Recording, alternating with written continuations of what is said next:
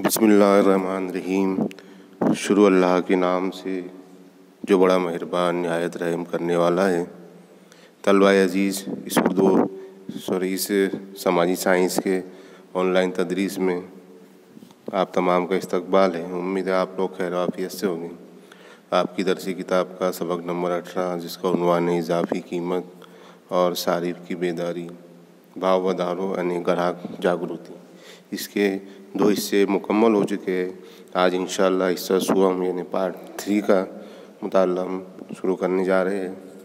तो आइए सबक का मुताला शुरू करते हैं। गुज़िश्ता वीडियो में हमने पढ़ा था कि इजाफ़ी कीमत को काबू में रखने की जो तदाबीरें है, उसकी जो परिबढ़ है, उसमें हमने 2 पढ़ा था कि एक मालियाती इक़दाम और दूसरा है हुकूमत के ख़जाने के इक़दाम। उसके बाद नंबर 3 आता है कि सरमायाकारी पर काबू, जिसे गुजराती में कहेंगे मूडी रोकाण पर अंकुश। गैर ज़रूरी और ऐशो इशरत की जो अशिया में सरमायाकारी कम हो, इसलिए लाइसेंस या इजाज़तनामे के तरीके अमल में लाया गया है। और ज़राती और सनती पैदावार बढ़ने के लिए सरमायाकारी की हौसला अफजाई करती है। सट्टे की सरमायाकारी कम हो, लाजमी अशिया पैदावार बढ़े, पैदावारी कुव्वत बढ़े ऐसे हौसला अफजाई के इक़दाम करने चाहिए। सूद की शरह बढ़ाकर बचत की आदत को तरगीब देकर सरमाए की तख्लीक ज़्यादा हो, ऐसी कोशिशें करनी होंगी। यानी जो कंपनियां वगैरह नई खुलती है तो उसमें जो गैर ज़रूरी और ऐशो इशरत की जो अशिया है उसको कम करना चाहिए, या तो फिर उनके लिए एक लाइसेंस जारी करना चाहिए और इजाज़तनामा का तरीका अमल में लाया गया है, जिसकी वजह से कि भाई जो गैर ज़रूरी अशिया है वो कम पैदा हो, उसकी कम पैदावार हो। और जो ज़राती है, जो खेती के काश्त के जो सनती है, उसकी पैदावार बढ़ने के लिए सरमायाकारी की हौसला अफजाई करते हैं। और जो सट्टे की जो सरमायाकारी है वो कम हो और लाजमी अशिया बढ़े, लाजमी अशिया की पैदावार बढ़े, जिसकी ज़रूरत ज़्यादा है, तो वो चीज़ों की पैदावार बढ़ेगी तो खुद ब खुद इजाफ़ी कीमत में कमी आएगी। उसके बाद है नंबर 4, कीमतों पर काबू और राशनबंदी, भाव नियमन अने मापबंदी। अवामी निज़ाम में तकसीम के ज़रिए इजाफ़ी कीमतों को काबू में रखने की कोशिश का एक हुनरमंद कदम अवामी निज़ाम तकसीम PDS है, जो भारत में ईस्वी सन 1977 से अमल में आया था और जिसका मकसद समाज के कमतर आमदनी वाले ख़ानदानों की, जिसको अंत्योदय स्कीम, और खत अफलास के नीचे ज़िंदगी बसर करने वाले गरीबों, जिसको कहते हैं BPL, और खत अफलास के मातहत और ऊपर के कम आमदनी वाले ख़ानदानों को लाजमी अशिया रियायती दामों पर सस्ते अनाज की दुकानों FPSS के ज़रिए मुहैया कराना है। आज मुल्कों में तकरीबन 4.92 लाख सस्ते अनाज की दुकानें हैं। इन दुकानों में फ़रोख्त होने वाली अशिया के दाम खुले बाज़ारों की दुकानों के दामों से कम होते हैं और ये हकीकी दाम और सस्ते अनाज की दुकानों में मिलने वाली अशिया के दामों का फ़र्क हुकूमत खुद अदा करती है। इस रकम को सब्सिडी कहते हैं। मसनूई किल्लत, ज़ख़ीरा अंदोज़ी और काला बाज़ारी में मर्ज़ी के मुताबिक इजाफ़ी कीमत की हालत में गरीबों की मेयारे ज़िंदगी को बरकरार रखने में ये अवामी निज़ाम तकसीम PDS नेमत साबित हुई है, जो इजाफ़ी कीमत को काबू में रखती है। इस निज़ाम की कामयाबी का दारोमदार अनाज की तकसीम और निज़ाम तकसीम में महारत, कारगुजारी, इंतज़ामिया और शफ़ाफ इंतज़ाम और ईमानदार दुकानदारों पर है। यानी हम जिसको कहते हैं कि भाई राशन की जो अनाज मिलता है तो वो बहुत ही सस्ते दामों में मिलता है, और ख़ासकर जो BPL, जो गरीबी रेखा के नीचे ज़िंदगी गुजारते हैं, उनके लिए तो बहुत और भी ज़्यादा सस्ता होता है। अभी हमने देखा कि भाई लॉकडाउन में भारत सरकार ने जितने भी जो राशन के जो राशन कार्ड धारक लोग हैं उनको 3 से 4 महीने फ्री में अनाज दिया है ना, जिनके पास भी राशन कार्ड था उनको गेहूँ, चावल, शक्कर वगैरह फ्री में 4 महीने के लिए मिला है। तो इसकी वजह से क्या होता है कि जो गरीब तबके के लोग हैं, जो मिडिल क्लास लोग हैं, उनको एक कम दामों में अनाज मिल जाता है। और तकरीबन भारत में आज की तारीख में 4.92 लाख सस्ते अनाज की दुकानें हैं। इससे जो लोग अनाजों की ज़ख़ीरा करते हैं और भाव ज़्यादा लेते हैं तो उनको भी फ़र्क पड़ता है, क्योंकि जो हुकूमत जो है वो सस्ता अनाज देती है, लेकिन उसकी जो ऊपर की जो कीमत होती है वो हुकूमत अदा करती है, जिसको सब्सिडी कहते हैं। यानी हमको उसमें गरीबों को सब्सिडी दी जाती है। उसका अनाज का भाव तो वही रहता है, लेकिन हमको कम दामों में हुकूमत देती है और उसका जो ऊपर का जो दाम लगता है वो हुकूमत अदा करती है, जिसको सब्सिडी कहा जाता है। इसके बाद नंबर 5, कीमतें मुतय्यन करने का निज़ाम, भाव निर्धारण तंत्र। ज़ख़ीरा अंदोज़ी और सट्टाबाजी को ख़त्म करने के लिए लाजमी अशिया के दामों को रियायती सतह पर बरकरार रखने के लिए नेज़ व आसानी से बाज़ार में दस्तयाब हो, इसलिए हुकूमत लाजमी अशिया की कीमतें मुतय्यन करने का काम करती है। ताजिरों को उन्हीं दामों पर बाज़ार में अशिया फ़रोख्त करने की दरख्वास्त करती है। हुकूमत ने दामों की सतह को साकित रखने के लिए लाजमी अशिया का कानून ईस्वीसन 1955 में जारी किया है, जो ताजिर हुकूमत की तरफ से मुतय्यन करदा दामों पर अपना माल सामान नहीं फ़रोख्त करता, उसके ख़िलाफ़ उस कानून के तहत कानूनी कार्रवाई करके उस पर जुर्माना आयद करती है। और ज़ख़ीरा अंदोज़ों, काला बाज़ारियों, सट्टाबाजों के ख़िलाफ़ ठोस तहरीक की सूरत में prevention of anti social activities act, जिसको कहते हैं पासा, के तहत उसे गिरफ्तार किया जाता है। जो लोग ज़ख़ीरा अंदोज़ी करते हैं, काला बाज़ारी करते हैं, या हुकूमत ने जो भाव नक्की किया है, जो दाम नक्की किए हैं, उससे ज़्यादा अगर वो लोग पैसा लेते हैं ग्राहक से, तो उनके लिए सब कानून बनाए गए 1955 में, जिसको पासा का कानून कहते हैं। ऐसे जो लोग काला बाज़ारी करते हैं और ज़्यादा दाम लेते हैं तो उनके खिलाफ़ कार्रवाई करके उनको पासा में डाल दिया जाता है। इजाफी कीमतों को कुचलने के लिए ताजिरों के गोदामों में रखी हुई अशिया के थोक पर निगरानी, चेकिंग, स्टॉक रजिस्टरों, दामों के रजिस्टरों को आम करने की कानूनी सहूलियात है। इनकी मुखालिफत करने वालों के खिलाफ सख्त सज़ा के इक़दाम करके इजाफी कीमतों को दबाने की कोशिश की जाती है। हुकूमत ने अब तक प्याज, चावल, कपास, सीमेंट, खुर्दनी तेल, पेट्रोल, डीजल, खाना पकाने की गैस, केरोसिन, शक्कर, एल्यूमिनियम, लोहा, फौलाद और रेल भाड़ा वगैरह दाम की कीमतें मुतय्यन करने वाले निज़ाम के ज़रिए मुकर्रर किए जाते हैं। यानी जितनी भी चीज़ें हैं इनके दाम हुकूमत ने मुकर्रर कर दी कि भाई इतने ही दाम में इसको फ़रोख्त किया जाएगा, इससे ज़्यादा जो लेगा वो उसको जुर्माना होगा। कई हयात बख्श दवाओं के दाम भी इस कानून के तहत मुकर्रर करके और इजाफी कीमतों पर काबू पाया गया है।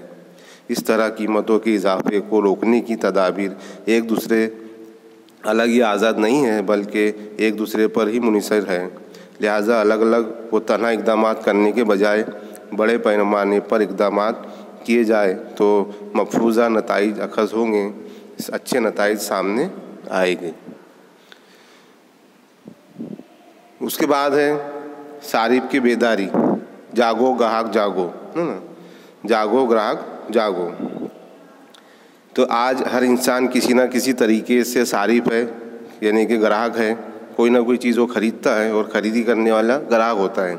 तो बाज़ार में यकसा खुसूसियत वाली और मुख्तलिफ छाप वाली कई अशिया होती है।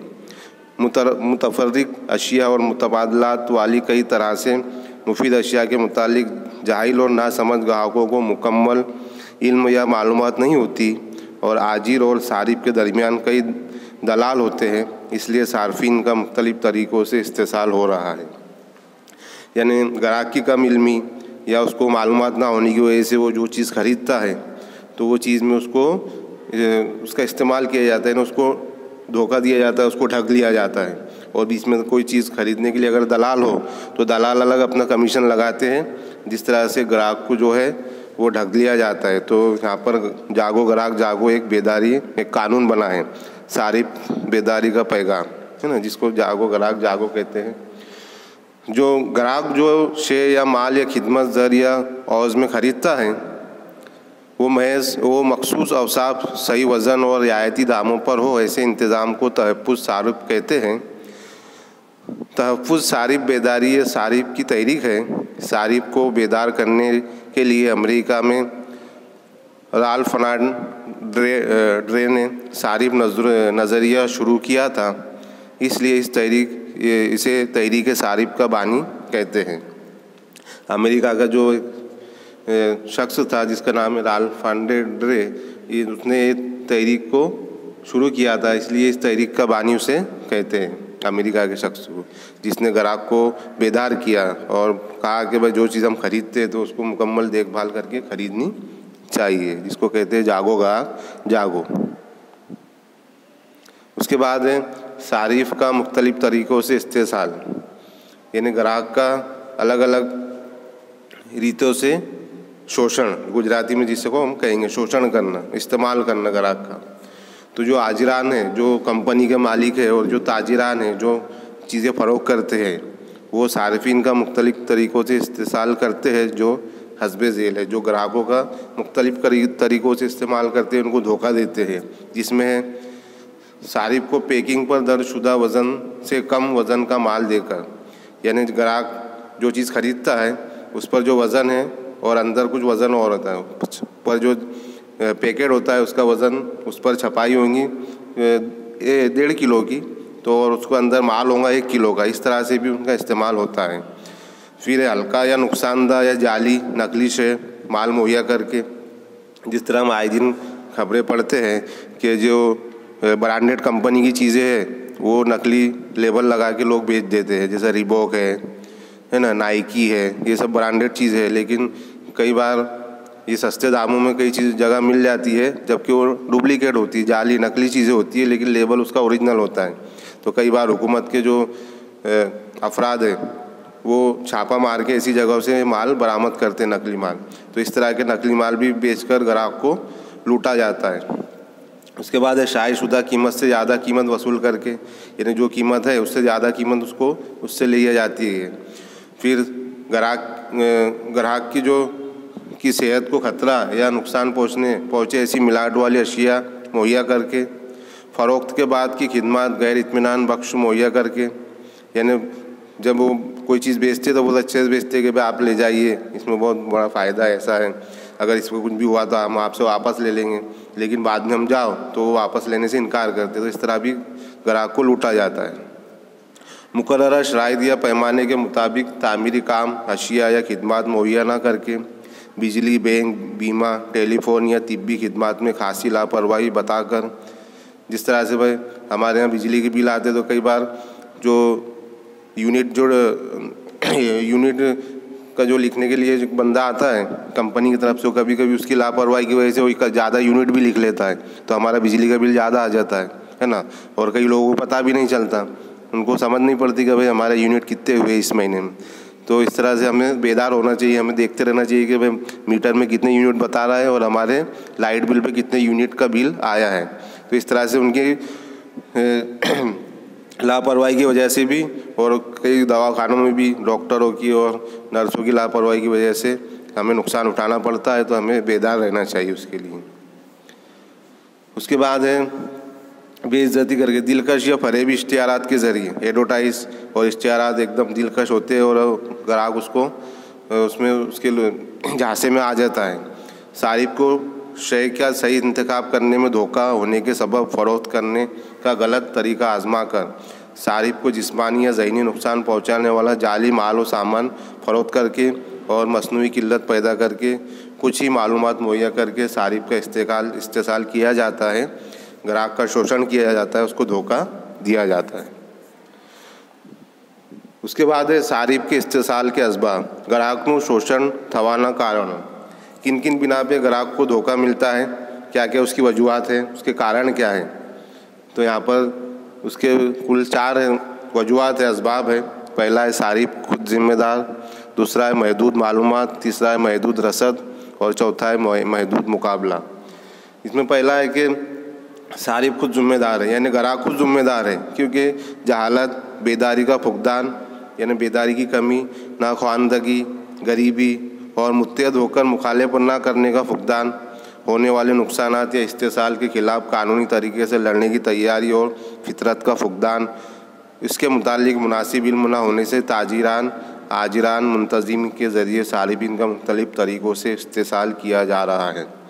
यानी जो ग्राहक होता है उसको कम इल्मी की वजह से, उसको मालूमात कम होना, उसको इल्म ना होना और वो बेदार नहीं होता है, बेदारी की कमी ग्राहक में, वो कोई भी चीज़ें किसी से भी कुछ भी दामों में ख़रीद लेता है, जबकि हमें ये देखना चाहिए कि हम जो चीज़ खरीद रहे हैं वो चीज़ का हम कीमत पूरी अदा कर रहे हैं तो वो कीमत के मुताबिक हमको वो चीज़ फ़ायदा दे रही है नहीं, वो सब चीज़ें हमको देख कर लेना चाहिए, एक नहीं 10 जगह से लेना चाहिए, देख भाव निकाल कर और फिर वो चीज़ को ख़रीदना चाहिए। और आजकल तो कहेंगे ना कि भाई डिजिटल मार्केट में ज़्यादा धोखा हो रहा है हमारे साथ, है ना। तो इसलिए हमें जो भी, अगर हम कोई ऑनलाइन चीज़ भी मंगाते हैं तो उसकी 3-4 वेबसाइट पर उसको देखना चाहिए कि ये ऑथेंटिक है या नहीं है ना, इसको हम खरीद सकते हैं नहीं या डुप्लीकेट है, ऐसा सब जानकारी हमें होना चाहिए जिसकी वजह से हम को धोखाधड़ी ना हो। उसके बाद दूसरा है महदूद मालूमात। जो सरमायादाराना मुआशी निज़ाम में सारिफिन नज़रिए की सोच रखने वाले तख्लीक़कार और फ़रोख्त कुनिंदा कोई भी शय या खिदमत की किसी भी मिक़दार में पैदा करने वाले, फ़रोख्त करने वालों के लिए आज़ादी है। उनकी पैदावार के पैमाने, कीमतें और औसाफ पर निगरानी रखने के लिए कोई ख़ास कवानीन नहीं है और जहाँ है वहाँ सख्ती से उन पर अमल नहीं किया जाता है ना। कोई चीज़ें कंपनियाँ कोई चीज़ें बनाती है तो वो उनके मन में आए उतनी चीज़ें वो बना लेती है और उनके हिसाब से उसकी कीमत रखते हैं, जबकि ऐसा नहीं होना चाहिए। उन पर निगरानी रखने के लिए कोई ख़ास कानून बनाना चाहिए और अगर कोई कई जगह वो कानून बना भी है तो वहाँ उस पर सख्ती से अमल नहीं होता, जबकि उस पर सख्ती से अमल किया जाना चाहिए ताकि वो ग्राहकों को लूटे ना ऐसे कंपनियाँ। ऐसी हालत में सारिफ को अशिया के सही इस्तेमाल, वाकिफ़ियत, मालूमात का इल्म नहीं होता, है ना। जो चीज़ हम खरीदते हैं उसका सही इस्तेमाल और उसकी वाकिफ़ियत का इल्म हमें नहीं होता और शय के इस्तेमाल के बारे में सही तरबियत ना मिलने से औसाफ की हिफाजत और इस्तेमाल के तरीके और फ़रोख्त के बाद की खिदमत, वारंटी या गारंटी जैसी मालूमात की तशरीह के मुतालिक ख़रीदते वक्त सारिफ को मुकम्मल तौर पर इत्तला नहीं किया जाता है ना। कई चीज़ें हम खरीदते हैं तो हमको बताया नहीं जाता कि भाई इसकी वारंटी कितनी है, गारंटी कितनी है, बराबर। हमको ऐसे ही धोखे में रखकर वो चीज़ दे दी जाती है कि भाई इसकी इतनी वारंटी, इसकी इतनी गारंटी, लेकिन असल में उसकी वारंटी कितनी है, गारंटी कितनी है, उसका सही इल्म नहीं बताया जाता है, जिसकी वजह से ग्राहक को धोखा होता है। इसी तरह महदूद मालूमात के सबब, यानी कम मालूमात के सबब ग्राहक सही अशिया खरीदते वक्त गलती कर बैठता है। उसके बाद तीसरा है महदूद रसद। जब शय या खिदमत की मांग बनिस्बत काफ़ी मिकदार में उसकी रसद नहीं होती तब उन मसनूई किल्लत पैदा होती है। यानी कोई चीज़ की बहुत मांग है लेकिन उतनी वो चीज़ पैदा नहीं हो रही है, तो जिनके पास वो चीज़ें होती है तो क्या करते हैं, वो चीज़ें का ज़ख़ीरा कर लेते हैं कि भाई जब इसकी किल्लत होगी तो हम ये चीज़ें बाज़ार में निकालेंगे, जब इसकी कमी महसूस होगी तो बाज़ार में निकालेंगे और इसके हम डबल ट्रिपल दाम लेंगे।